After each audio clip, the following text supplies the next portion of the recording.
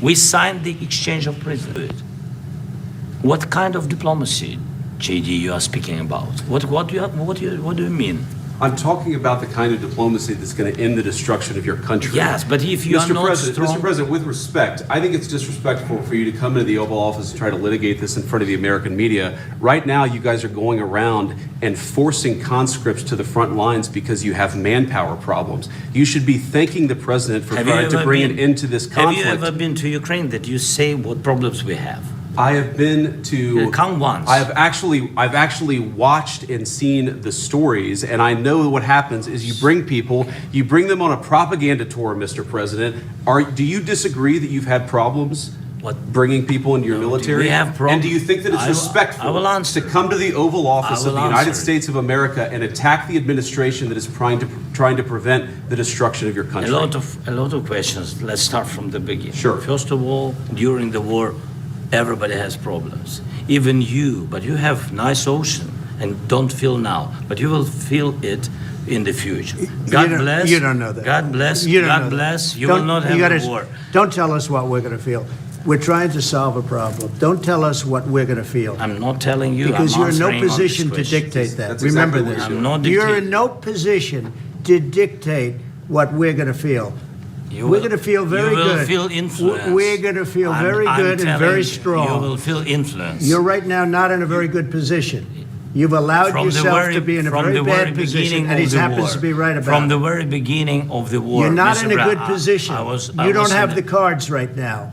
With us, you start having cards. I'm not playing cards. But right now, you don't. Yeah, you're playing cards. Mr. President. You're playing I'm very cards. serious. You're gambling with the lives of war. millions of people. You're gambling with World War III. You're gambling with World War III. And what you're doing is very disrespectful to the country, this country. That's back to you. Far more than a lot of people said they should have. Have you said thank you once? A lot of times. No, in this entire meeting, have you said thank you? Even today. You went to Pennsylvania and campaigned for the opposition in October. Offer some words of appreciation for the United States of America and the president who's trying to save your country. Please, you think that if you will speak very loudly about the war, He's not speaking loudly. He's not speaking loudly. Your country is in big trouble. Can I Wait a answer? minute. No. You've done a lot of talking. Your country is in big trouble. I know. You're not winning. I know. You're not winning this. You have a damn good chance of coming out okay because of us. Mr. President, we are staying in our country, staying strong from the very beginning of the war. We've been alone, and we are thankful. I said thanks you haven't in been this alone. cabinet, you and not only in this cabinet. We gave you, through this stupid president, $350 billion. You voted we gave for you your military president. equipment, and you men are brave, but they had to use our military. What about if you didn't have our military equipment, if you didn't have our military equipment, this war would have been over in 2 weeks. In 3 days. I heard it from Putin. In 3 days. This is something maybe new. Less. In 2 weeks. Of course, yes. It's going to be a very hard thing to do business like this. I tell you. Just say thank you. I said a lot of times thank you to American people. Accept that there are disagreements, and let's go litigate those disagreements rather than trying to fight it out in the American media when you're wrong.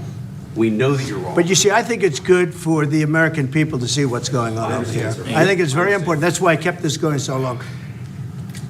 You have to be thankful. You don't have the cards. You're buried there. Your people are dying. I can tell you You're again, running low on soldiers. Listen, you're running low on soldiers. It would be a damn good thing. And then you tell us, I don't want a ceasefire. I don't want a ceasefire. I want to go and I want this. Look. If you could get a ceasefire right now, I tell you, you take it so the bullets stop flying and your men stop getting killed. Of course, we want to stop the war. But you're saying you don't want a ceasefire. But I said to you, I want a ceasefire. With guarantees. Because you'll get a ceasefire faster than an agreement. Ask our people about ceasefire, what they think. That wasn't with me. For you what that wasn't with me.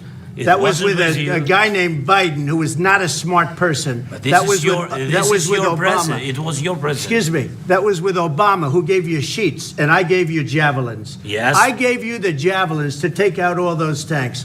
Obama gave you sheets. In fact, the statement is Obama gave sheets and Trump gave javelins. You got to be more thankful, because let me tell you, you don't have the cards. With us, you have the cards. But without us, you don't have any cards.